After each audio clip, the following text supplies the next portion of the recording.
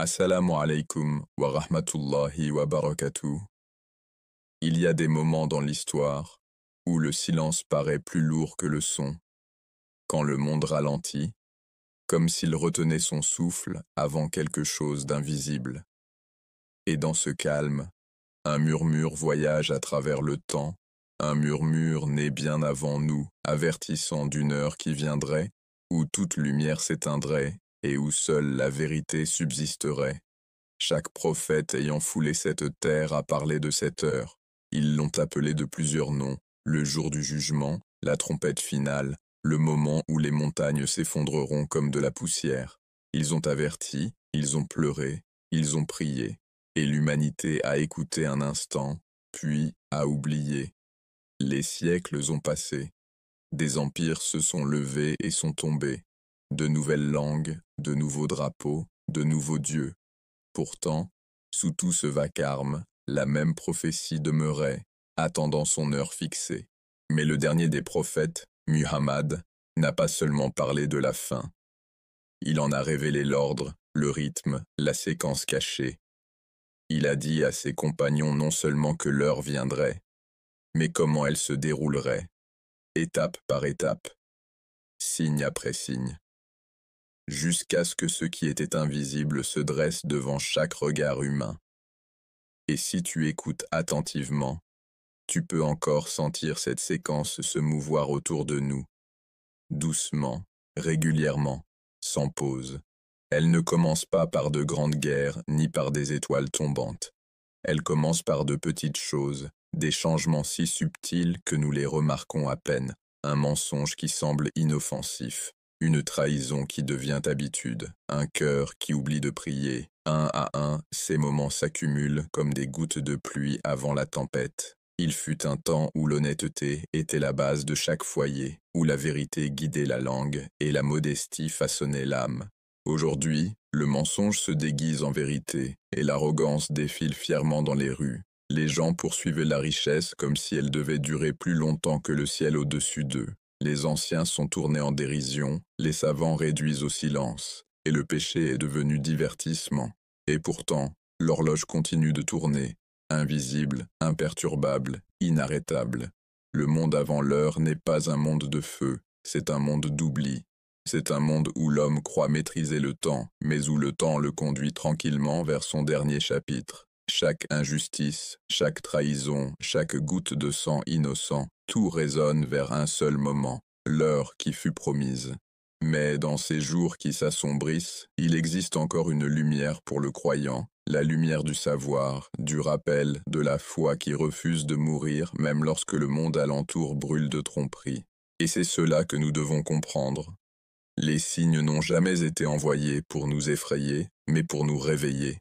Car le prophète a dit, « Les signes de l'heure surviendront les uns après les autres, comme les perles d'un collier tombant l'une après l'autre. » Et peut-être vivons-nous aujourd'hui dans les dernières perles, les instants avant que ce collier ne se brise complètement.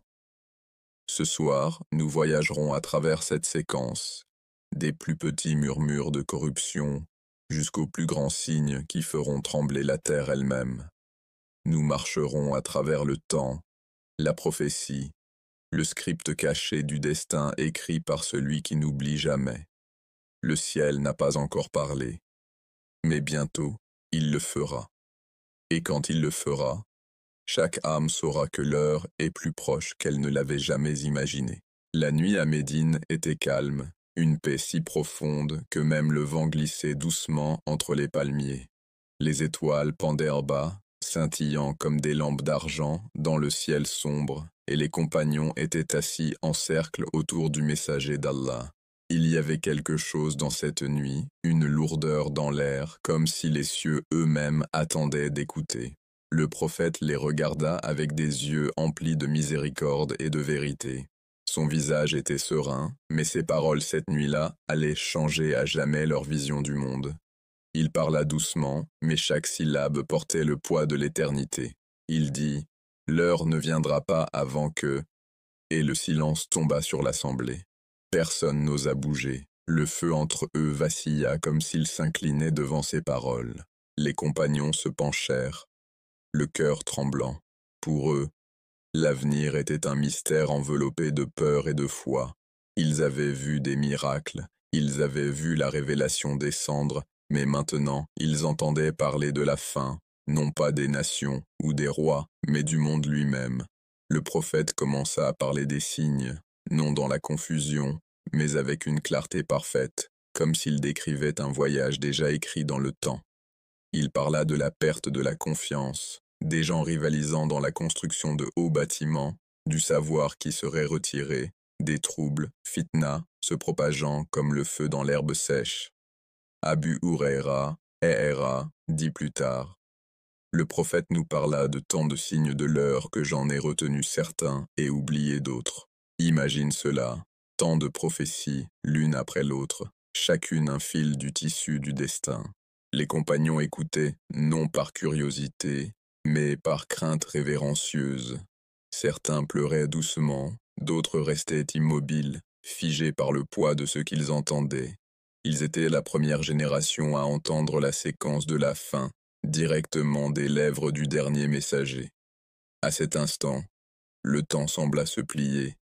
C'était comme si le prophète ne faisait pas que décrire l'avenir, il le voyait se dérouler devant lui.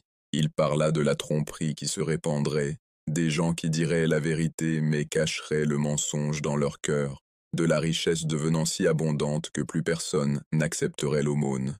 Puis, il dit des mots qui résonneraient à travers les siècles. L'heure ne viendra pas avant que le savoir disparaisse, que les tremblements de terre augmentent, que le temps passe rapidement et que le sang versé devienne chose courante. Ce n'était pas de simples prédictions, c'étaient des vérités divines, chacune un panneau indiquant à l'humanité le chemin vers sa fin. Les compagnons posaient souvent des questions, la voix tremblante. « Ô messager d'Allah, dit l'un d'eux, comment le savoir disparaîtra-t-il alors que nous avons le Coran ?» Il répondit, « Le savoir disparaîtra lorsque les savants mourront et les gens prendront pour guide les ignorants. » Cette réponse les frappa profondément. Ce n'était pas la perte des livres dont il parlait, mais la perte des cœurs qui portèrent la lumière. Un autre compagnon demanda, « Comment seront les gens en ces jours-là ?» Il répondit, « Ils suivront leurs désirs et préféreront ce monde à leur foi. Leurs langues seront douces, mais leurs cœurs seront amers. » Le feu crépitait doucement pendant qu'il parlait. Les étoiles au-dessus semblaient frémir, et les compagnons comprirent qu'ils assistaient à plus que des paroles. Ils étaient témoins d'une prophétie prenant forme.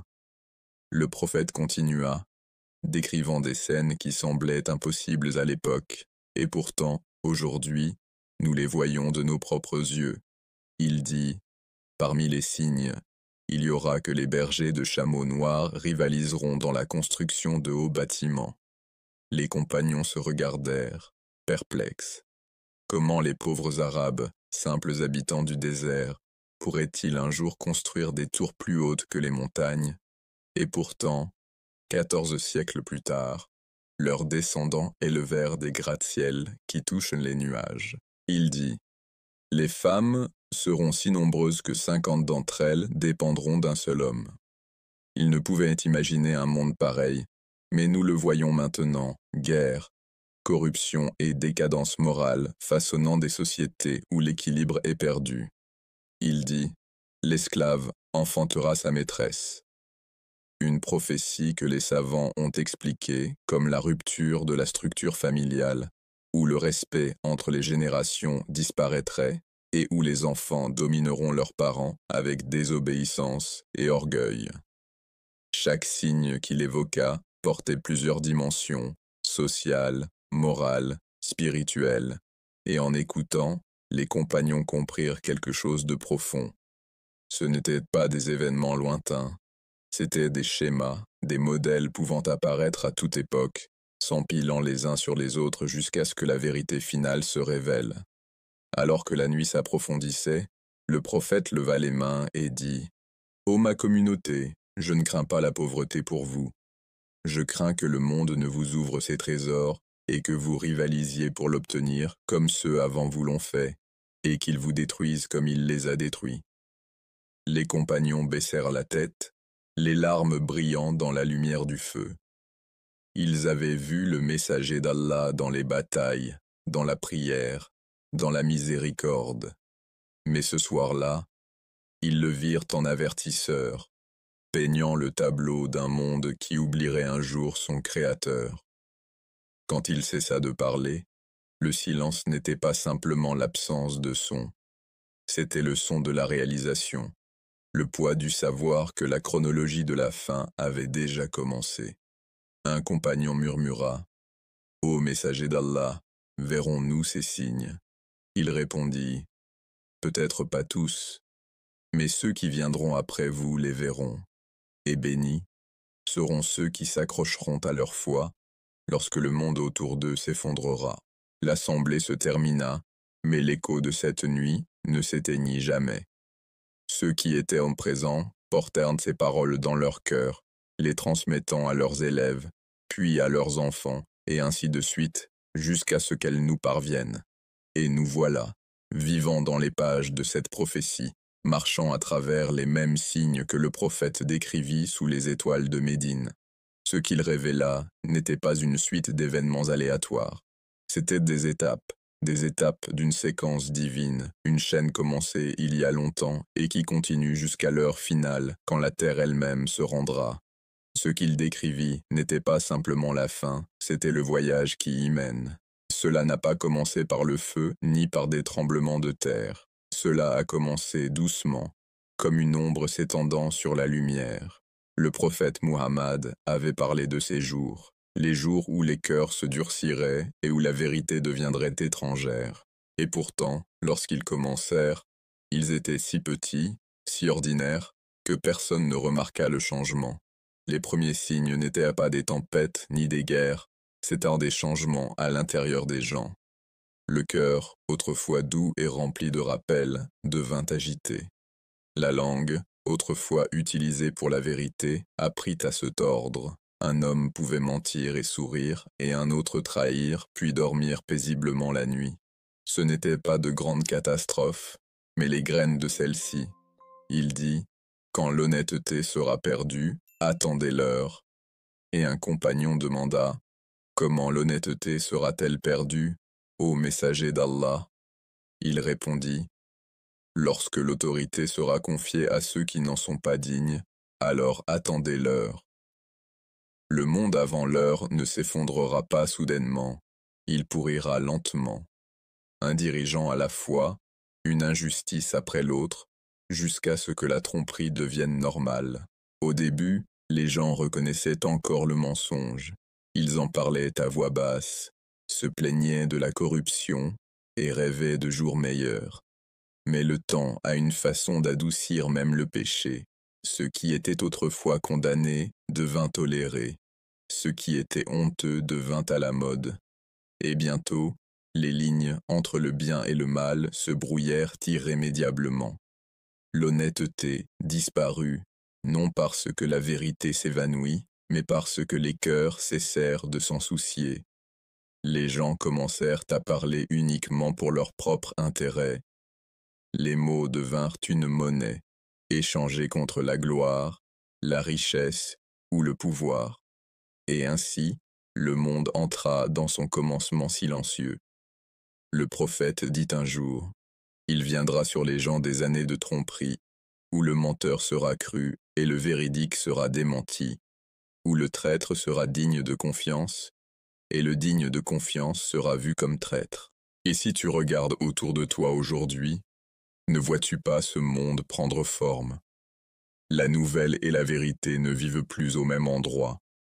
Les images sont retouchées, les voix coupées, et les mensonges habillés de couleurs plus éclatantes que le soleil. Les gens recherchent l'approbation plus qu'ils ne recherchent la sincérité. Et quand un homme dit la vérité, on se moque de lui, non parce que ses paroles sont fausses, mais parce qu'elles dérangent. Le prophète dit, « Parmi les signes de l'heure, le savoir sera enlevé et l'ignorance dominera. » Le savoir n'est plus rare, l'information inonde chaque écran. Pourtant, la sagesse, la véritable compréhension, est devenue une étrangère. Les gens lisent sans réfléchir, ils défilent sans penser, Ils mémorisent les versets, mais oublient les cœurs qu'ils étaient censés guérir. L'ignorance aujourd'hui ne ressemble pas au vide, elle ressemble à l'arrogance. Les gens prétendent tout savoir, mais leurs âmes ne savent rien. Ils débattent de la religion pour attirer l'attention, se moquent de la foi au nom de la liberté et confondent le bruit avec l'intelligence. Et les anges qui enregistrent voient tout, écrivant patiemment ce que les humains n'ont plus peur de faire. Dans une autre narration, le prophète dit « L'heure ne viendra pas avant que le temps ne s'écoule rapidement. » Lorsque les compagnons entendirent cela, ils furent stupéfaits. Comment le temps pourrait-il aller plus vite? Les jours étaient mesurés par le soleil, les nuits par les étoiles. Et pourtant, nous le voyons maintenant. Les jours se fondent dans les nuits, les mois disparaissent avant qu'on les ressente. Le cœur ne s'arrête plus. Les gens vivent dans une course qu'ils ne comprennent pas, courant vers des échéances, non vers des destins. Autrefois, un père s'asseyait avec son enfant pour lui enseigner un verset, une histoire, une prière. Aujourd'hui, l'enfant apprend des écrans qui ne clignent jamais, des voix qui ne se soucient pas. Les familles partagent des maisons, mais pas des cœurs. Elles parlent moins, défilent plus, et s'endorment l'esprit, plein de bruit. Et ainsi, les premiers signes grandirent, doucement, invisiblement. Ils ne firent pas trembler la terre, ils creusèrent l'âme. Il dit, « Parmi les signes de l'heure, les gens ne salueront que ceux qu'ils connaissent. » Les compagnons trouvèrent cela étrange, car le salut était une marque d'amour, un signe d'unité entre croyants. Mais aujourd'hui, les gens se croisent, comme si les étrangers n'avaient pas d'âme. Un sourire semble un fardeau, un salut un risque. Nous vivons parmi des millions, et pourtant la solitude est devenue une épidémie plus grande que la maladie. Et lorsque l'arrogance trouva refuge dans les cœurs, l'humilité s'en alla. Le prophète avertit, « L'heure ne viendra pas avant que les gens ne se glorifient de leurs péchés. » Autrefois, le péché était caché par honte. Aujourd'hui, il est célébré. Ce qui se murmurait dans l'obscurité est désormais exhibé sous les lumières. Les gens recherchent des abonnés, non le pardon.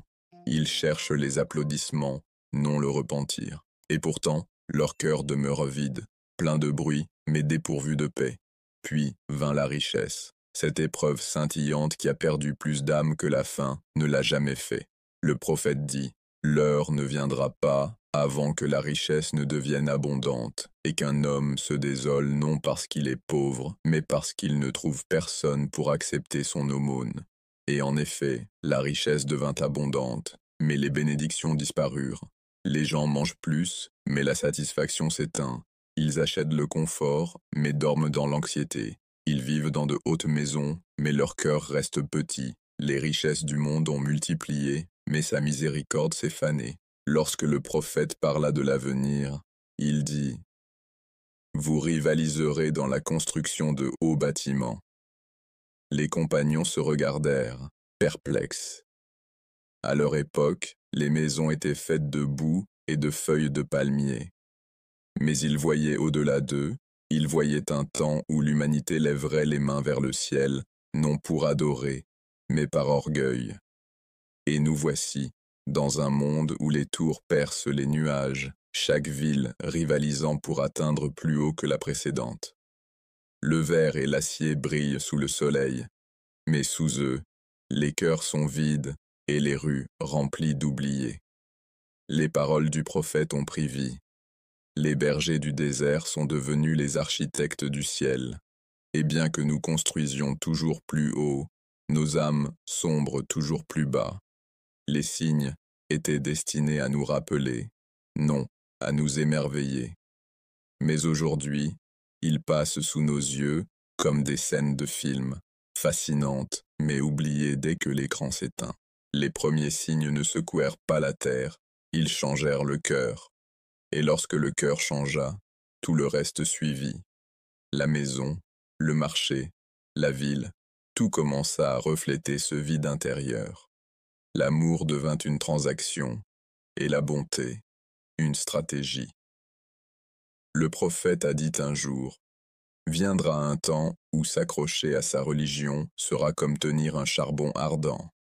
Ce temps n'est pas venu soudainement. Il s'est glissé silencieusement.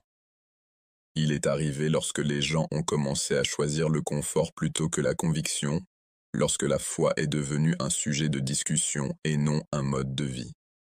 Les mosquées restèrent pleines, mais les cœurs en leur sein devinrent distraits. La langue récitait des versets, tandis que l'esprit errait dans le monde. Au premier temps, les croyants pleuraient s'il manquait une seule prière. Aujourd'hui, beaucoup de cœurs ne tremblent plus, même après des jours de négligence. Le monde est devenu plus bruyant, mais le rappel d'Allah est devenu plus silencieux. Il a dit, parmi les signes de l'heure, il y aura des gens qui rechercheront la connaissance non pour Allah. Et ainsi, nous avons commencé à étudier la religion pour débattre, non pour comprendre, pour montrer notre supériorité, non notre humilité. Les savants du cœur se sont fait rares, remplacés par des voix qui parlent sans vivre ce qu'elles prêchent. Et plus le cœur s'éloigna, plus le chaos se répandit. Le prophète a averti d'un temps de fitan, des épreuves semblables à des vagues dans l'obscurité. Il a dit, il viendra des tribulations où un homme sera croyant le matin et mécréant le soir. Cette confusion est là. Aujourd'hui, les croyances changent avec les modes. La conviction plie devant la commodité. On dit aux gens de suivre leur cœur, mais leurs cœurs sont perdus, tirés dans toutes les directions par les vents du désir et du doute. Autrefois, la vérité unissait les croyants. Aujourd'hui, les opinions les divisent. Chacun prétend détenir la vérité, mais nul ne s'y soumet. Les communautés qui se tenaient autrefois épaule contre épaule se déchirent désormais par orgueil et égo, et l'ennemi qui ne pouvait les vaincre de l'extérieur les conquiert maintenant de l'intérieur. Il a dit, « L'heure ne viendra pas avant que les meurtres ne se multiplient. » Les compagnons furent terrifiés en entendant cela. Ils demandèrent, « Aurons-nous encore notre raison ce jour-là, ô messager d'Allah ?» Il répondit, « Non, les gens seront insensés, pris par le chaos. Le tueur ne saura pas pourquoi il a tué, et celui qui est tué ne saura pas pourquoi il a été tué. Regardez notre époque. Des guerres sans but, des bombes sans justice, des morts sans signification. Les gens meurent pour des drapeaux, pour l'orgueil, pour des mots. Le sang coule, mais la miséricorde s'assèche. Chaque vie perdue devient un chiffre sur un écran, et le monde défile sans s'arrêter, indifférent. Le prophète a dit, avant l'heure, il y aura des années de tromperie. Celui qui s'accrochera à sa religion sera comme celui qui saisit des braises ardentes. Ces braises sont ce qui reste de la vérité. Les tenir aujourd'hui, c'est souffrir. La douleur d'être moqué, incompris ou isolé. Mais ceux qui s'y accrochent, même à travers le feu, brilleront dans un monde d'obscurité. Un autre signe qu'il mentionna fut la propagation de l'immoralité. Il dit, « L'heure ne viendra pas avant que l'indécence ne se répande et soit pratiquée ouvertement. » Et en effet, ce qui était autrefois caché derrière des rideaux est maintenant diffusé avec fierté. Les gens pêchent non dans la honte, mais dans la célébration. Le concept de pudeur est devenu étrange. Les yeux regardent sans se baisser, les cœurs désirent sans culpabilité, et l'âme s'affaiblit sans s'en rendre compte. Il a dit, parmi les signes de l'heure, les intoxicants seront consommés ouvertement, et les instruments de musique se répandront. Et aujourd'hui, nous vivons dans un monde intoxiqué, non seulement par l'alcool, mais par la distraction. Les gens s'engourdissent dans le plaisir, le divertissement et un bruit incessant. Le silence est devenu insupportable, car il force à réfléchir et la réflexion mène à la vérité, une vérité que beaucoup ne veulent plus affronter. Puis vint le déluge du matérialisme. Le prophète a dit, « L'heure ne viendra pas avant que les gens ne se vantent de leur richesse et que le commerce devienne si répandu qu'une femme aidera son mari dans les affaires. » Il ne condamnait pas les femmes. Il décrivait un monde où hommes et femmes seraient tous deux esclaves de la même course sans fin vers le gain. Aujourd'hui, chaque rêve tourne autour de la possession, non de la paix. Le succès se mesure à ce qui peut être montré, non à ce qui peut être ressenti. L'âme a été vendue pour l'illusion du luxe, et même lorsque les gens l'atteignent, ils découvrent que le bonheur ne peut être acheté, car il n'a jamais été un produit, mais un état du cœur. Parmi les signes mineurs, il parla aussi de l'augmentation des tremblements de terre. Et bien que la terre tremble sous nos pieds, le plus grand séisme est intérieur, un bouleversement moral. L'humanité a perdu son centre. Nous craignons le tremblement de la terre, mais nous vivons chaque jour le tremblement de la vérité. Il a dit, « L'heure ne viendra pas avant que le nombre d'hommes ne diminue et que celui des femmes n'augmente au point qu'un homme sera responsable de 50 femmes. » Certains savants ont dit que cela fait référence aux guerres qui prendront la vie des hommes. D'autres y voient un effondrement de l'équilibre familial, de la protection et du leadership. Dans les deux cas, cela décrit un monde où la responsabilité s'écroule, où beaucoup restent sans protection, sans amour, sans regard. Le prophète a décrit un autre signe subtil. L'esclave enfantera sa maîtresse. Les savants ont expliqué que cela désigne un temps où les enfants se rebelleront contre leurs parents, où les rôles d'autorité et de respect seront inversés. Et aujourd'hui, nous le voyons chaque jour. Les enfants parlent avec arrogance, les parents sont ridiculisés, et les familles se désagrègent dans le silence. Et pourtant, alors même que tous ces signes se déroulaient, la plupart des humains restèrent inconscients. Ils pensaient que la fin viendrait avec le tonnerre. Mais elle commença avec des murmures. Le monde devint plus connecté, mais plus divisé. Les gens gagnèrent en connaissance, mais perdirent en sagesse. La technologie avança, mais l'âme régressa. Chaque invention promit la facilité, mais apporta l'anxiété. Chaque confort promit la paix, mais livra le vide. Et à travers tout cela, les paroles du prophète résonnent à travers le temps, douces mais indestructibles. Les signes de l'heure apparaîtront les uns après les autres, comme des perles tombant d'un collier brisé. Chaque perle est tombée, et à mesure qu'elle tombe, la distance entre nous et les dernières se raccourcit. Mais même maintenant, la miséricorde demeure, car les signes mineurs n'étaient pas seulement des avertissements, ils étaient des invitations. Allah les laisse se manifester, non pour nous terrifier, mais pour nous éveiller. Chaque signe est un message. Revenez avant que la porte ne se ferme. Les compagnons demandèrent un jour, « Ô messager d'Allah, si ces signes apparaissent, que devons-nous faire ?» Il dit, tenez-vous fermement au livre d'Allah, accrochez-vous à son rappel, et restez avec la vérité, même si vous êtes seul. Car à la fin, le salut n'appartiendra pas à la majorité, il appartiendra aux sincères. Ainsi, le commencement silencieux n'est pas seulement une prophétie, c'est un miroir. Il nous montre ce que nous sommes devenus et ce que nous pouvons encore être. L'heure n'est pas encore arrivée, car peut-être Allah attend encore les quelques cœurs prêts à revenir. Et lorsque le dernier signe mineur disparaîtra à l'horizon, le monde entrera dans sa prochaine étape, une étape où le silence se brisera et où les signes majeurs commenceront. Les signes mineurs n'étaient jamais destinés à durer éternellement. Ils étaient comme des ondulations annonçant une tempête. Mais lorsque l'humanité ignora ces ondulations, les vagues commencèrent à s'élever.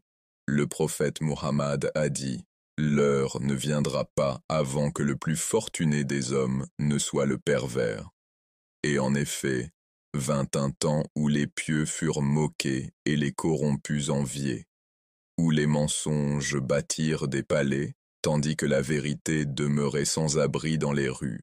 Chaque signe mineur qui apparut fut comme un murmure de l'invisible. « Réveille-toi avant qu'il ne soit trop tard. » Mais les gens prirent les avertissements pour des histoires. Ils écoutèrent, acquiescèrent, puis retournèrent à leurs distractions. Et les signes continuèrent de se multiplier. Le prophète a dit, « Les signes se suivront les uns les autres comme les perles tombant d'un fil brisé. Et comme il l'avait décrit, la chute s'accéléra, une perle, puis une autre, jusqu'à ce que le fil de la normalité se rompe. Au début, les gens remarquaient les changements, ils disaient « Le monde a changé, rien n'est plus pareil ». Mais ensuite, le changement devint constant, et l'étrange devint familier. Le péché ne choqua plus, le mal ne fit plus peur. Ce qui était autrefois caché dans les coins fut désormais exhibé sur les scènes. Lorsque les compagnons entendirent le prophète parler de ces temps, ils tremblèrent. Mais il ne les avertit pas du désespoir. Il les avertit de l'insouciance. Car le plus grand danger n'est pas que les signes apparaissent, c'est que nous cessions de les ressentir. Et c'est ainsi que la transition commence, non par un grand événement, mais par la lente mort de la conscience. Il a dit, avant l'heure, les gens ne salueront que ceux qu'ils connaissent. Cela pouvait leur sembler insignifiant, mais ce ne l'était pas. Car lorsque les salutations disparaissent, les cœurs se déconnectent. Quand la connexion s'éteint, la compassion meurt.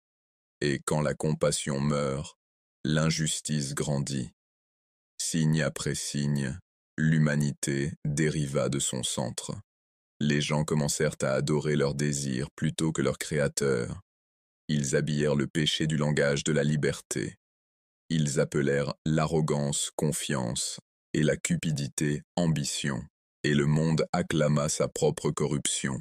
Le prophète a dit, « Viendra un temps où les gens ne se soucieront plus de la manière dont ils gagnent leur argent, que ce soit licite ou illicite. Ce temps devint l'ère du gain sans fin, où le bien et le mal ne furent plus des mesures morales, mais des calculs financiers, où les riches se sentirent intouchables et les pauvres invisibles. Le Coran avait déjà averti de cette cécité. Ils ont des cœurs avec lesquels ils ne comprennent pas, des yeux avec lesquels ils ne voient pas, et des oreilles avec lesquelles ils n'entendent pas. Ils sont comme du bétail, mais plus égarés encore. » Sourate Al-A'raf 7, 179. Et à mesure que cette cécité se répandait, le monde devint plus lourd. L'équilibre de la nature changea. Les saisons devinrent étranges. La terre elle-même commença à protester.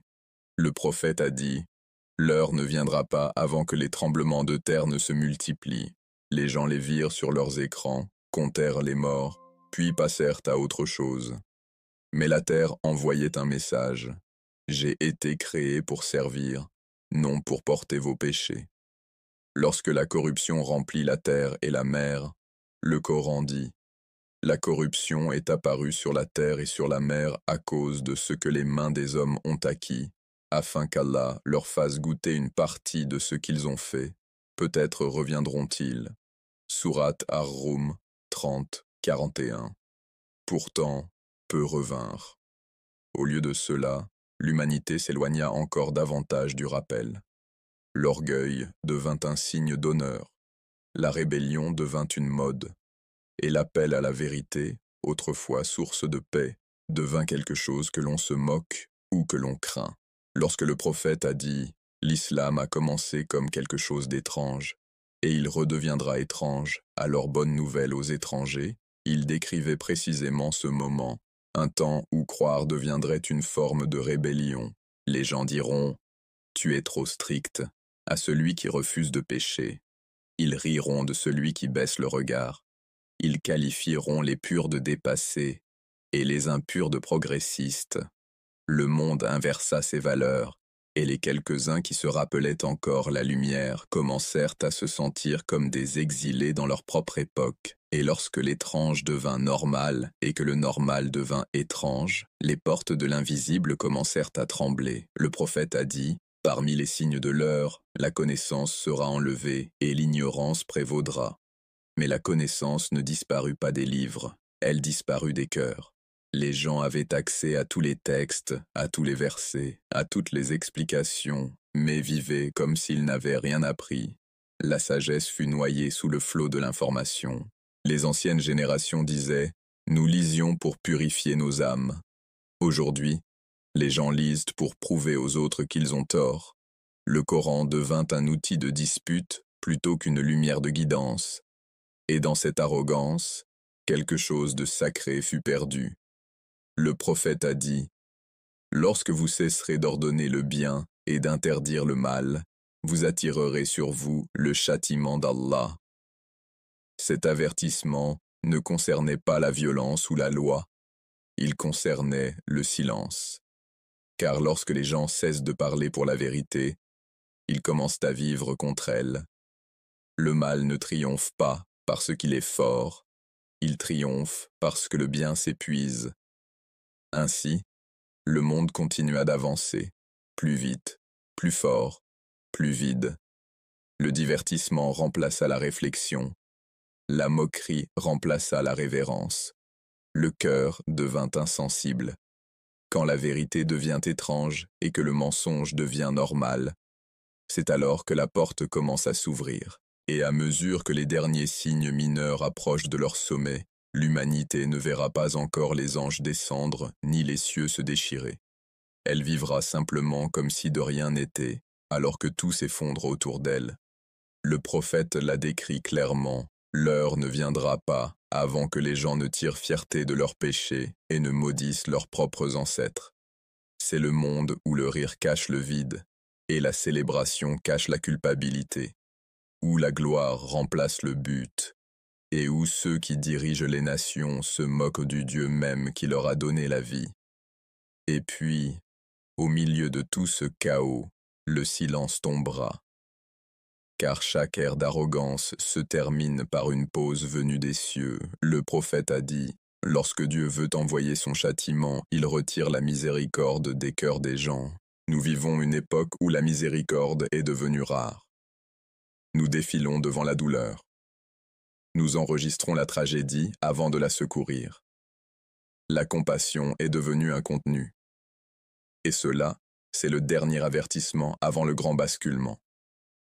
Quand la miséricorde disparaît du cœur des gens, le monde commence à paraître plus froid, non pas en température, mais en esprit. Une mère peut abandonner son enfant sans verser une larme. Un fils peut hausser la voix contre son père sans la moindre honte. Les gens peuvent être témoins d'une injustice et la faire défiler sur leur écran comme s'il s'agissait d'une plaisanterie. Et le ciel, bien que toujours bleu, semble devenir plus sombre. Le prophète Muhammad a dit, « L'heure ne viendra pas avant que les gens ne commettent les actes des nations avant vous, empan par empan, coudé par coudé, au point que s'ils entraient dans le trou d'un lézard, vous les suivriez. » Et cette prophétie est devenue réalité. L'humanité a commencé à imiter chaque nation perdue avant elle. L'arrogance de Pharaon est revenue dans les rois et les présidents. L'immoralité du peuple de Lot est réapparue sous le nom de liberté de choix. La cupidité des empires passés s'est réincarnée dans les corporations qui dévorent la terre. Et le même cycle s'est répété, pouvoir, orgueil, châtiment. Mais cette fois, cela ne se terminera pas comme avant, car c'est le cycle final. Le prophète a dit, « L'heure ne viendra pas avant qu'il ne reste plus personne pour dire « Allah, Allah ». Cela ne signifie pas que la foi disparaîtra du jour au lendemain. Cela signifie que la foi s'éteindra lentement, remplacée par l'imitation, la culture et l'identité. Les gens prononceront les mots, mais leurs cœurs ne les ressentiront plus. Les mosquées se tiendront toujours fièrement, mais certaines ne seront remplies que d'échos. Les Courans seront toujours lus, mais non vécus.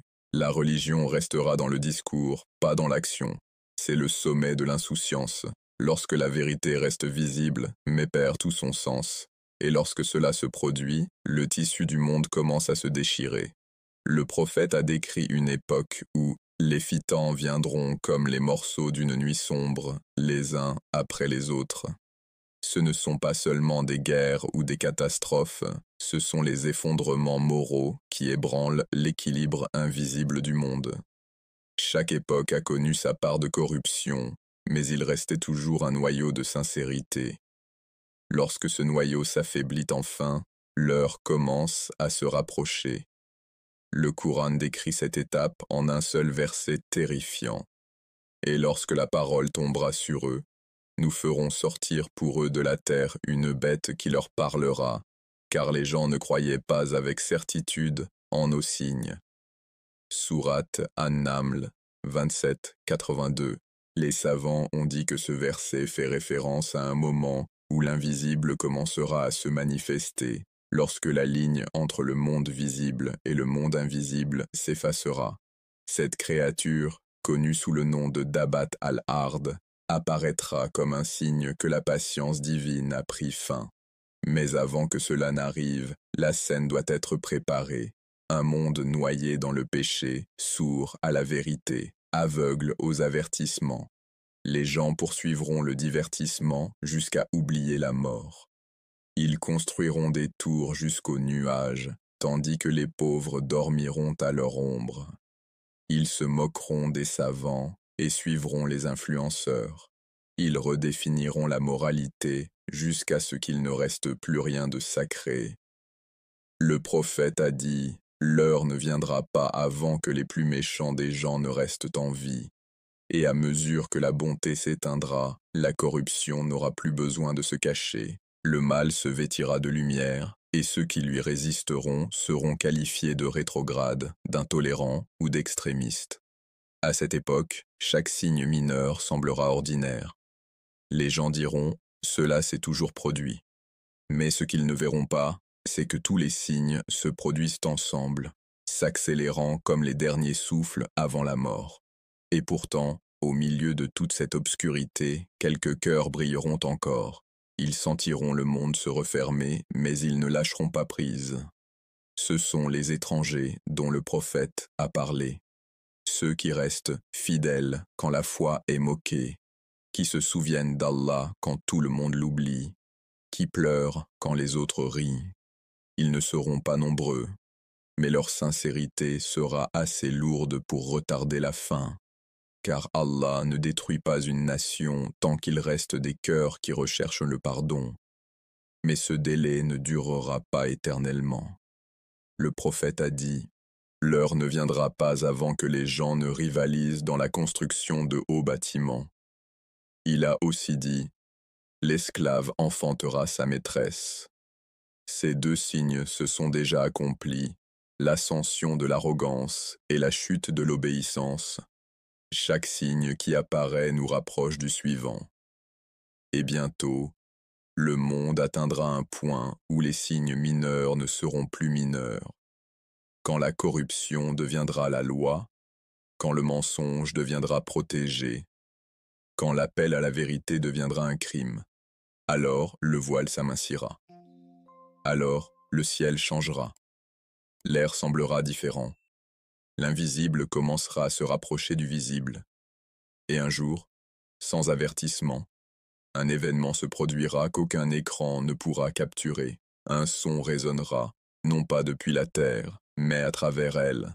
Un silence suivra, lourd et total. À ce moment-là, les insouciants continueront leur vie, riant, achetant, vendant, défilant. Mais ceux qui se souviennent des paroles du prophète ressentiront ce moment. Leurs cœurs trembleront, car ils sauront, le monde a franchi la ligne. C'est alors que la transition prendra fin. Le Coran dit, « Il t'interroge au sujet de l'heure. Quand arrivera-t-elle » Dis, « Sa connaissance est seulement auprès de mon Seigneur. Nul ne la manifestera en son temps, sauf lui. Elle pèsera lourdement sur les cieux et sur la terre. Elle ne viendra à vous que soudainement. » Sourate Al-A'raf 7187. Ainsi, la soudaineté commence, non pas comme un moment, mais comme un état d'être. Le prophète a dit, « L'heure ne viendra pas avant que deux grands groupes ne se battent, et les deux auront la même revendication. Cette guerre marquera le dénouement final, le conflit mondial où aucun camp ne défendra la vérité, où le sang sera versé sans raison.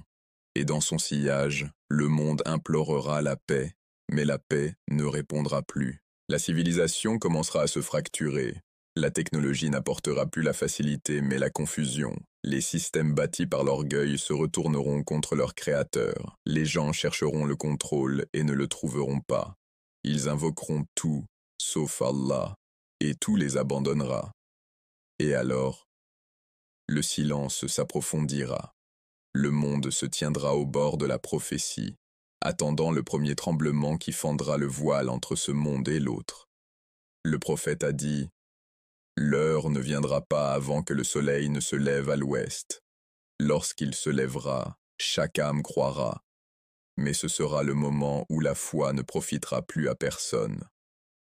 Avant ce moment, avant que le soleil ne défie sa trajectoire, avant que la trompette ne soit soufflée, le monde assistera au premier des grands signes. Les murmures prendront fin, les avertissements prendront fin, la miséricorde du délai prendra fin, et la terre respirera. Le premier grand signe se lève. Le monde a atteint un point de silence. Ce genre de silence qui précède la tempête. Le voile entre le visible et l'invisible s'amincit, et pour la première fois, l'humanité commence à être témoin de ce qu'elle appelait autrefois mythe. Le prophète Muhammad a dit: les signes viendront comme les perles d'un collier, se succédant l'une après l'autre. Lorsque le fil sera coupé, elles tomberont l'une après l'autre. Et maintenant, le fil est coupé. Le premier des grands signes ne sera pas une voix, mais un voile de fumée. Le Coran dit: attends donc le jour où le ciel apportera une fumée visible qui enveloppera les gens. Ce sera un châtiment douloureux. Sourate Ad-Dukhan 44, 10, 11. Les cieux deviendront gris, lourds, étouffants. L'air s'épaissira jusqu'à ce que chaque respiration brûle. Les gens lèveront les yeux, confus, terrifiés. Certains diront: c'est la pollution. D'autres diront: c'est la guerre. Mais les croyants se rappelleront les paroles du prophète et murmureront: voici la fumée. Ce ne sera pas une simple brume, ce sera la terre elle-même exhalant des siècles de péché. Elle couvrira les villes, les océans, les déserts. Certains s'évanouiront, d'autres pleureront, et quelques-uns se prosterneront, réalisant que l'invisible a pénétré leur réalité. Mais ce n'est que le commencement.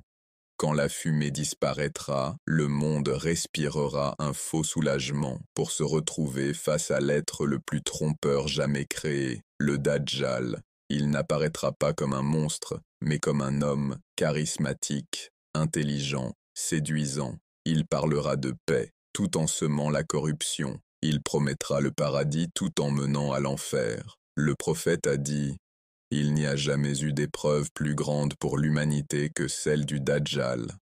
Son apparition divisera le monde en deux, non seulement physiquement, mais spirituellement. Les faibles de foi accourront vers lui, avides de miracles, tandis que les forts fuiront son regard. Il prétendra être divin, accomplira des illusions, commandera au ciel de pleuvoir et à la terre de produire, trompera les cœurs de millions. Les villes se disputeront sa présence, les écrans diffuseront ses prodiges, les nations se prosterneront devant lui, pensant qu'il détient le remède à leur désespoir. Mais derrière son sourire se cache une obscurité plus profonde que la nuit elle-même. Les croyants chercheront refuge dans les paroles du prophète. Celui qui mémorise les 10 premiers versets de la sourate Al-Kahf sera protégé du Dajjal. Ils se cacheront, prieront, résisteront. Certains seront capturés, d'autres martyrisés. Et lorsque son pouvoir semblera inarrêtable, lorsque son ombre couvrira la terre, une voix retentira des cieux, non pas une voix humaine, mais un ordre divin. Elle annoncera la descente d'un prophète longtemps attendu, longtemps rappelé. Isa ibn Maryam, Jésus, paix sur lui. Il descendra, les mains posées sur les ailes de 2 anges, la lumière tombant autour de lui comme l'aube. Son visage rayonnera de sérénité, son souffle apaisera les cœurs des croyants. Le monde verra enfin que la vérité ne meurt pas, elle attend simplement son heure désignée. Il descendra à Damas, près du minaret blanc, comme l'a décrit le prophète. Les croyants se rassembleront derrière leur imam, prêts pour la prière. Mais lorsque l'imam avancera, Isa, AS, posera sa main sur son épaule et dira « Non, tu diriges. C'est un honneur pour cette communauté. » Et à ce moment-là, la prophétie de plusieurs siècles se réalisera. Alors commencera la poursuite. Le Dajjal apprendra sa venue et tremblera. Il fuira, ses faux miracles s'éteignant à chaque pas. Et à la porte de Lude, Isa, AS, le frappera, et la plus grande des illusions mourra. Les cieux s'ouvriront. La terre respirera à nouveau. Les croyants se réjouiront, car le tyran est tombé, mais l'histoire ne s'arrête pas là. Isa, AS, ramènera la justice dans un monde brisé. Il brisera la croix, tuera le porc, abolira les mensonges, et régnera dans la paix. La richesse sera abondante, l'amour renaîtra, et le monde goûtera à la tranquillité après des siècles de chaos. Les enfants riront à nouveau, les anciens souriront, et pendant un temps, on croira que le paradis est descendu sur terre. Mais la paix sur terre ne dure jamais éternellement, car les épreuves finales ne sont pas encore venues. Derrière les montagnes du Caucase, là où une barrière ancienne repose enfouie, deux tribus s'éveilleront, Yadjouj et Madjouj. Elles furent autrefois scellées par Dulkarnain, comme le Coran le raconte, jusqu'à ce qu'il atteigne un passage entre deux montagnes. Il trouva un peuple qui comprenait à peine le langage. Ils dirent « Ô Dulkarnain, en vérité, Gog et Magog commettent des désordres sur la terre. Pourrions-nous te payer un tribut afin que tu ériges une barrière entre nous et eux ?» Sourate Al-Kahf 18-93-94.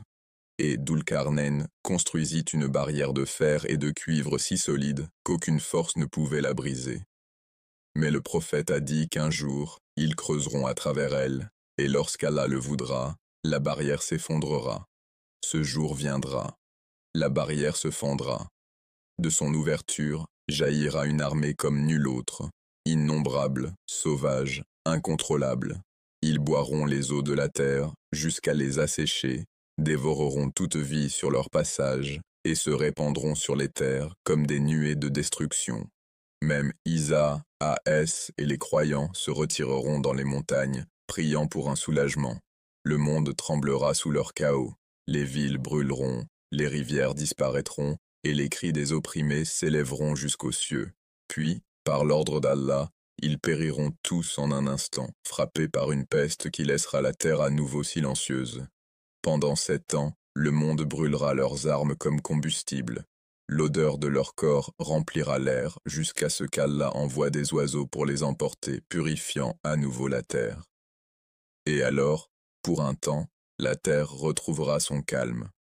Issa, AS, régnera avec justice. La pluie bénira les terres. Les récoltes abonderont. L'humanité vivra en harmonie, comme si le monde était né de nouveau.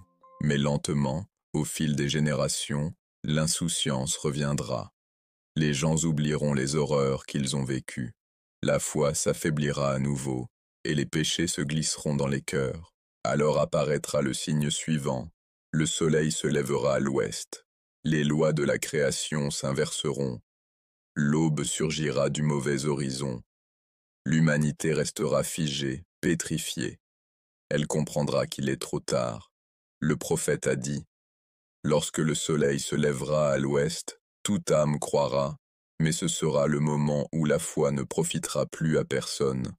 La porte du repentir se fermera, l'invisible ne sera plus un mystère, il se tiendra devant eux, indéniable.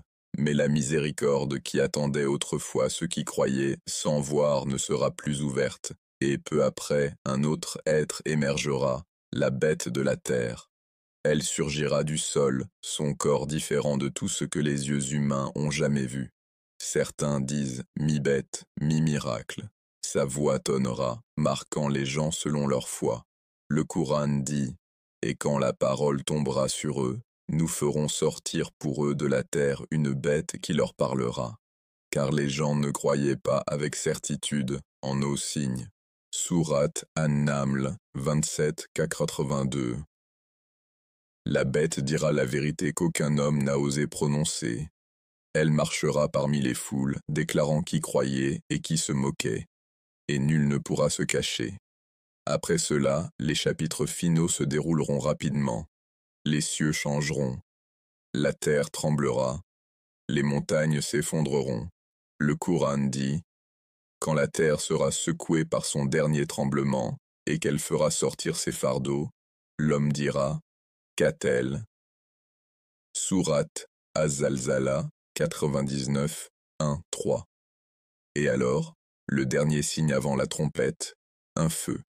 Il surgira des profondeurs du Yémen et se répandra sur la terre, poussant toute l'humanité vers un dernier lieu de rassemblement. Il ne consumera pas les justes, mais les guidera.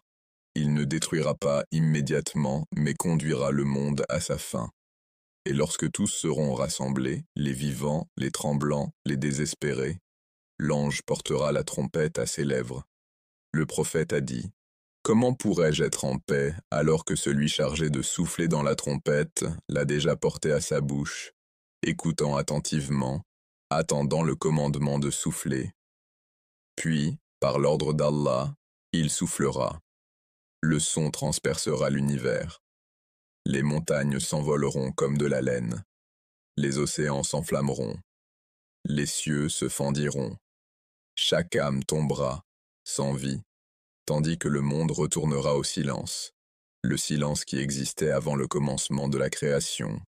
Et ensuite, après un laps de temps connu d'Allah seul, la trompette retentira à nouveau et la terre se réveillera. La résurrection finale commencera. Lorsque le monde tremble et que le ciel brûle, le croyant ne cherche pas à fuir, il cherche à comprendre. Car derrière chaque signe, derrière chaque prophétie, se cache un message, non pas pour le monde, mais pour l'âme. Le prophète Muhammad ne nous a jamais parlé de la fin pour nous effrayer. Il l'a fait afin que, lorsque les ténèbres viendraient, nos cœurs connaissent déjà le chemin de la lumière.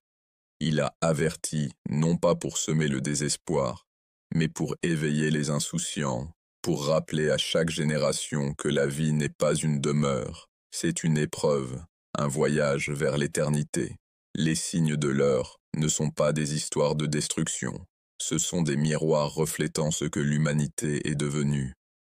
Quand la corruption se répand, le miroir montre notre avidité. Quand le Dajjal trompe, le miroir montre notre attachement à l'illusion. Quand Yajouj et Majouj déferlent, le miroir montre notre chaos, notre perte d'unité. Chaque prophétie, chaque avertissement était destiné à ébranler le cœur, non la terre.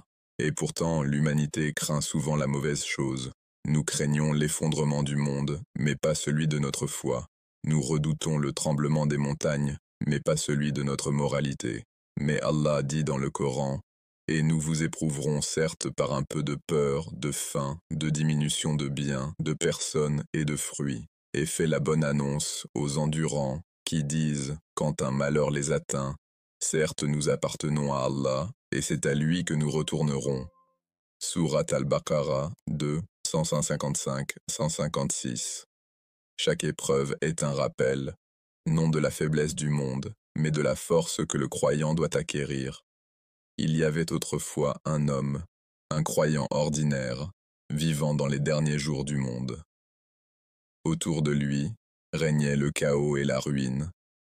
Le Dajjal était venu et reparti, la fumée s'était dissipée, le soleil s'était levé à l'ouest. Il avait vu les nations tomber, les amis disparaître, et la foi s'effacer des cœurs. Et pourtant, son cœur demeurait ferme. Quand les gens se moquaient de la prière, il priait encore. Quand le rappel d'Allah était étouffé par le vacarme, il murmurait les noms divins. Quand le désespoir se répandait comme une maladie, il portait l'espoir comme une flamme secrète. Une nuit, contemplant un ciel sans étoiles, il se demanda « Pourquoi suis-je encore ici ? Pourquoi Allah m'a-t-il gardé dans ce monde brisé ? Et la réponse vint, non comme une voix, mais comme une révélation. Il était vivant, non pour survivre à la fin, mais pour témoigner de la vérité de tout ce en quoi il avait cru. Il se souvint des paroles d'Allah. Ne faiblissez pas et ne vous affligez pas, alors que vous êtes les supérieurs si vous êtes vrais croyants. Sourate Al-Imran 3, 139. La foi ne se prouve pas quand le monde est paisible, elle se prouve quand tout s'effondre et que le cœur dit encore « Allah me suffit ». Le croyant regarda ses mains, tremblantes, faibles, et il sourit. Car même dans la peur, son cœur trouva la paix. Il comprit que les signes n'étaient pas des malédictions, c'étaient des preuves. Preuve que la promesse d'Allah est véridique. Preuve que chaque avertissement du Coran n'était pas un mythe, mais une réalité qui se déployait sous ses yeux. Il murmura doucement, « Subhanallah, tout ce que le prophète a dit s'est accompli. » Et des larmes coulèrent, non de peur, mais d'admiration. Car à cet instant, l'invisible n'était plus invisible. Les signes avaient révélé leur but. Ils étaient des leçons, non des châtiments. Ils enseignaient la patience quand le monde la méprisait. Ils enseignaient l'espérance quand tout semblait perdu. Ils rappelaient que la fin du monde n'est pas la fin de la foi. Allah dit « Et quiconque place sa confiance en Allah, il lui suffit. » Sourate At-Talaq 65-3.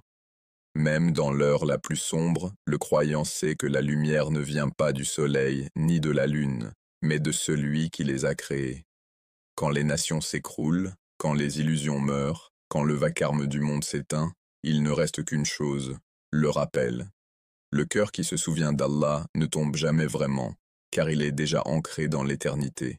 Et peut-être est-ce pour cela que le prophète a dit « Viendra un temps où s'accrocher à sa foi sera comme tenir une braise brûlante, non parce que la foi sera impossible, mais parce que le monde la rendra douloureuse. Pourtant, ceux qui endurent, qui gardent cette flamme malgré la brûlure, brilleront comme des étoiles le jour où tout sera plongé dans les ténèbres. Les signes n'étaient jamais destinés à nous terrifier, mais à nous réveiller. Chaque prophétie est une miséricorde, chaque avertissement une chance de revenir.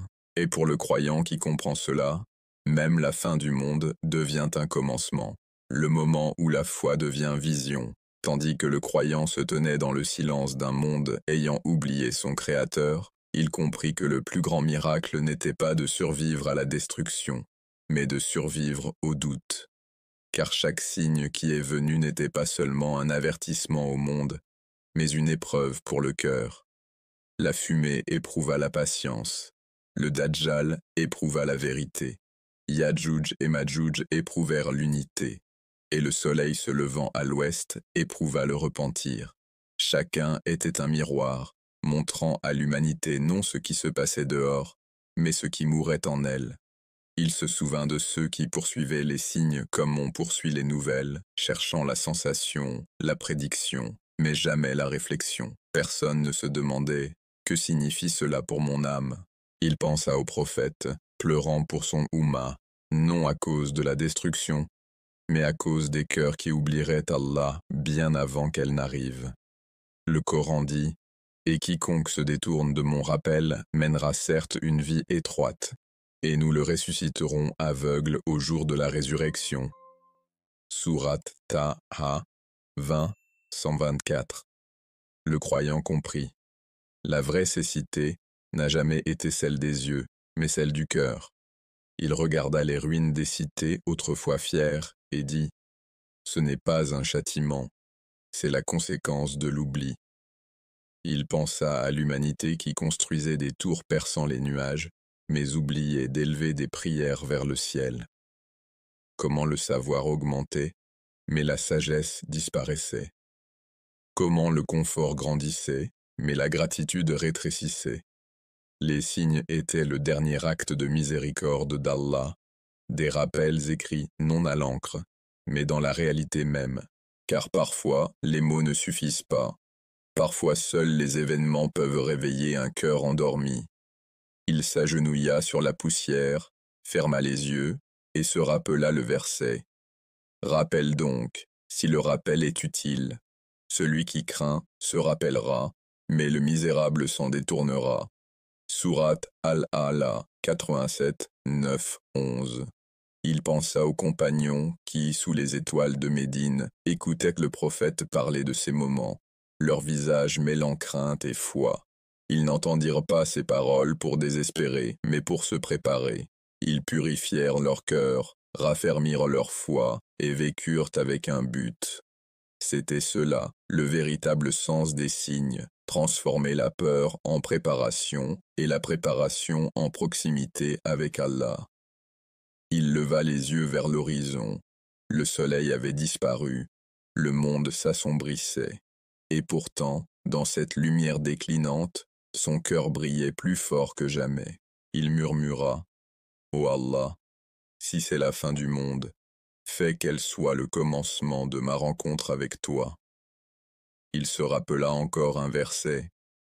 Ceux qui ont dit, « Notre Seigneur est Allah », et qui ensuite se sont tenus dans la droiture, les anges descendront sur eux, leur disant, « Ne craignez rien et ne soyez pas affligés, mais recevez la bonne nouvelle du paradis qui vous était promis. » Sourate Fussilat 41-30. Et il se sentit en paix, car la fin du temps n'est pas la fin pour le croyant, c'est la porte de la promesse éternelle. Tandis qu'il observait le ciel frémir et la terre trembler, il sourit. Il savait que même si les montagnes devenaient poussière et les océans disparaissaient, les paroles d'Allah resteraient, car Allah a dit « Ah, le jour où nous plierons le ciel comme on plie un rouleau d'écrit. De même que nous avons commencé la première création, ainsi nous la répéterons. C'est une promesse qui nous incombe. Oui, nous l'accomplirons. » Sourate Al-Anbiya 21, 104. Il comprit alors que chaque signe, chaque prophétie, chaque tremblement faisait partie de cette promesse divine, non pas un chaos, mais un ordre tracé par la main du Créateur. Et il pensa à tous ceux qui viendraient après lui, des générations qui entendraient peut-être son histoire et se rappelleraient qu'au plus profond de l'obscurité, la foi est la lumière qui ne s'éteint jamais. Il pria doucement, ces mots portés par le vent. « Ô Allah, rends mon cœur ferme quand le monde s'effondre. Fais que je me souvienne de toi quand les autres t'oublient. Fais de moi un de ceux qui reconnaissent tes signes et non de ceux qui les ignorent. » Il essuya ses larmes et sourit, car il savait que son voyage touchait à sa fin, non dans la peur, mais dans la paix. Car pour le croyant, la mort n'est pas une perte, c'est une rencontre. Et les signes n'étaient pas la fin, ils étaient des invitations, des appels doux d'Allah disant « Reviens à moi ». Et tandis que le monde approchait de son dernier souffle, l'âme du croyant s'éleva dans la sérénité. Car il avait vu la vérité de ses propres yeux, vécu les prophéties, et trouvé la foi non dans l'absence de peur, mais en son sein même. Il devint une partie de l'histoire que le prophète avait annoncée, une âme demeurée ferme quand la terre avait oublié comment prier. Et c'est peut-être là le véritable secret de tous les signes. Il ne concernait jamais le moment où le monde finirait, mais la manière dont le croyant vivrait avant que cela n'arrive. Depuis le commencement du temps, tout suit un schéma. Rien dans la création ne se produit sans raison, ni une feuille qui tombe, ni une étoile qui s'éteint, ni une âme qui respire. Il en va de même pour l'histoire de la fin. L'heure ne vient pas soudainement. Elle arrive comme le coucher du soleil, lentement, doucement, mais inévitablement. Et chaque signe, du plus petit changement moral jusqu'à la dernière trompette, fait partie d'un plan divin. Le prophète Muhammad a révélé ce plan non pas comme une série d'avertissements aléatoires, mais comme une séquence, un rythme sacré montrant comment l'humanité s'élève, chute et finit par retourner à son Créateur. Tout commence avec le cœur, toujours le cœur. La première corruption ne se trouve pas dans le ciel, mais dans l'âme. La première guerre n'est pas entre les nations, mais à l'intérieur de l'être, entre le désir et la conscience, entre le rappel et l'oubli. C'est pourquoi les premiers signes étaient silencieux. La malhonnêteté, l'arrogance, l'avidité, la négligence de la prière, la recherche de la richesse, l'amour du dunya. Ils n'ont pas fait trembler la terre, ils ont transformé le cœur. De la décadence morale naît l'incroyance. De l'incroyance vient l'injustice, et de l'injustice commence le délitement du monde. C'est le même schéma qui a détruit les nations avant nous, les peuples de Had, Thamud, Pharaon. Tout a commencé non pas avec des armes, mais avec l'orgueil. Allah dit dans le Coran, « Et combien de générations avant eux avons-nous détruites, qui étaient plus puissantes qu'eux? Ils parcouraient la terre. Y avait-il pour eux un refuge ?» Sourate Kaf, 50, 36. La chute de l'humanité commence toujours par l'oubli. L'oubli de celui qui nous a créés, l'oubli du but de la vie, l'oubli du jour où tout sera rétabli. La succession des signes reflète ce déclin spirituel. Les signes mineurs sont des avertissements, subtils, miséricordieux, rappelant à l'âme de revenir avant qu'il ne soit trop tard. Mais lorsque les signes mineurs sont ignorés, ils évoluent en signes majeurs, visibles, indéniables, n'étant plus des murmures, mais des tonnerres. Et pourtant, même dans ce tonnerre, il y a de la miséricorde. Lorsque le Dajjal apparaît, il n'est pas seulement un ennemi, il est un miroir de l'obsession de l'humanité pour l'illusion, l'adoration de soi, de la technologie, de la célébrité et du contrôle. Quand Yajouj et Majouj envahissent la terre, ils représentent le chaos que l'homme engendre lorsque la cupidité est sans limite. Quand le soleil se lèvera de l'ouest, cela symbolisera le moment où la vérité ne pourra plus être niée, lorsque la porte du repentir se fermera enfin. Chaque signe, bien que terrifiant, est aussi une forme d'éducation divine, une leçon pour le cœur qui a refusé d'apprendre dans la facilité. Car lorsque le confort échoue à éveiller, c'est l'épreuve qui devient enseignement. Allah dit, « La corruption est apparue sur la terre et sur la mer à cause de ce que les mains des hommes ont acquis, afin qu'ils leur fassent goûter une partie de ce qu'ils ont fait, peut-être reviendront-ils. » Sourate Ar-Rum 30, 41. Le but est toujours qu'ils reviennent. Et pourtant, dans ce plan d'avertissement et de conséquences, il y a toujours un fil d'espoir, une promesse que la miséricorde d'Allah précède sa colère. Car même lorsque le monde s'effondre, il envoie ses élus pour le guider. De la poussière du chaos surgira l'élu, Al-Mahdi, un descendant du prophète, dont le nom rappellera sa noble lignée. Il ne viendra pas en conquérant cherchant le pouvoir, mais en restaurateur de justice, d'humilité et de foi. Le prophète a dit, « Le Mahdi remplira la terre de justice et d'équité comme elle aura été remplie d'oppression et d'injustice. Il n'aura pas besoin d'armée d'arrogance. Son armée sera composée de cœurs éveillés par le rappel. Il unira ceux que la cupidité a divisés et apportera la paix à un monde qui a oublié le sens de la vérité. Et lorsque la tromperie du Dajjal atteindra son apogée, Allah enverra un autre, non pas un nouveau prophète, mais un revenant, Isa ibn Maryam, A.S. Ensemble, le Mahdi et Isa, A.S., purifieront le monde de la corruption. Ils briseront les symboles du mensonge, rétabliront l'équilibre entre le ciel et la terre, et rappelleront à l'humanité que, même après des siècles de ténèbres, la lumière de la foi ne s'éteint jamais. C'est cela la miséricorde du plan divin. Même au bord de la destruction, Allah envoie l'espérance. Même lorsque l'humanité mérite le châtiment, il offre la guidance. Même lorsque la porte du repentir se rétrécit, il la laisse ouverte assez longtemps pour qu'un cœur sincère revienne. Quand Isa, A.S. régnera, la paix descendra sur la terre comme au jour d'Adam. Les loups paîtront aux côtés des agneaux, la justice coulera comme des rivières, et le monde se souviendra de ce que signifie vivre sous l'harmonie divine. Mais cette paix n'est pas éternelle, car le plan doit suivre son cours. Après la justice vient le jugement final, après la miséricorde vient la vérité. Le Coran décrit ce moment avec une beauté incomparable. Quand la terre sera secouée par son ultime secousse, et que la terre fera sortir ses fardeaux, et que l'homme dira « Qu'a-t-elle » Ce jour-là, elle racontera son histoire, car ton Seigneur lui aura donné l'ordre. Sourate Az-Zalzala, 99, 1-5. Chaque atome, chaque acte, chaque mot parlera. La succession des signes ne mène pas au chaos, mais à la justice, parfaite, précise, divine. Car le jour du jugement n'est pas la destruction de la création, c'est le rétablissement de l'équilibre. Tout ce qui était caché sera révélé.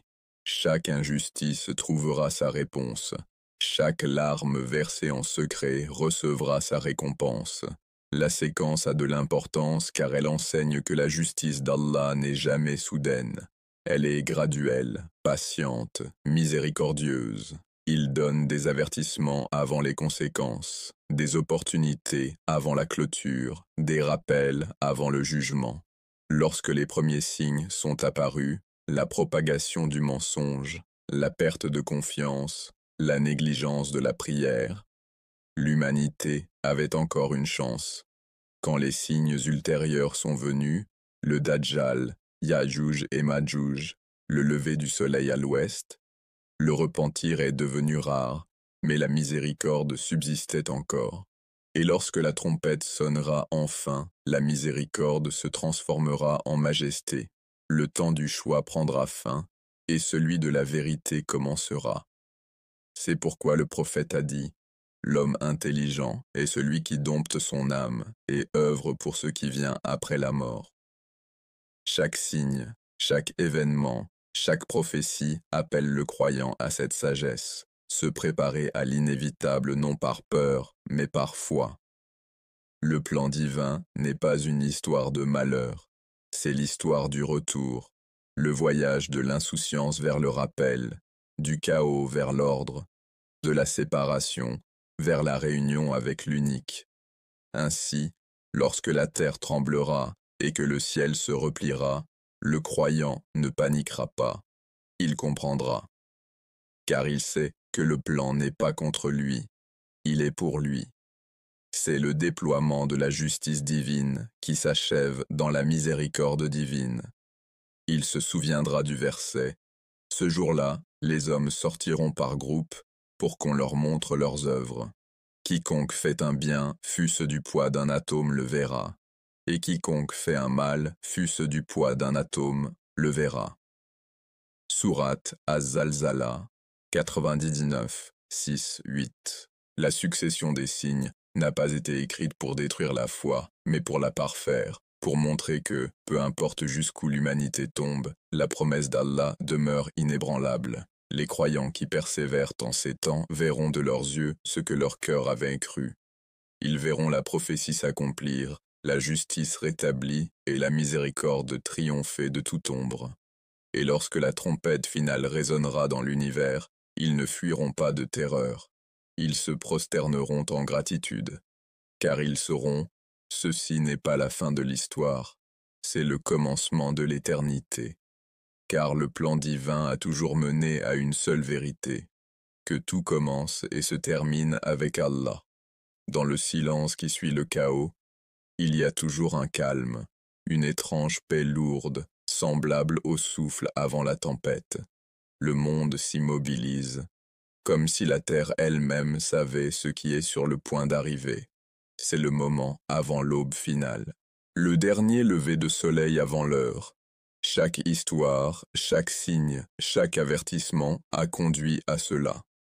Depuis les premières petites tromperies qui se sont glissées dans le cœur des hommes, jusqu'à la montée de la corruption qui a recouvert le monde comme la fumée, jusqu'aux grandes épreuves qui ont ébranlé à la fois la foi et la réalité, tout faisait partie d'un seul voyage, le voyage de l'humanité, de l'insouciance à l'éveil.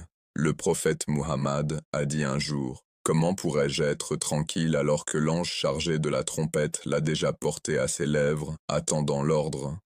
Cet ordre n'a pas encore été donné, mais il le sera, et lorsqu'il viendra, le temps lui-même se brisera. Avant ce moment, il y aura un calme comme nul autre. Les cieux seront lourds de sens, les vents s'arrêteront, les oiseaux cesseront leur chant, et la terre attendra, attendant le son qui mettra fin à tous les sons.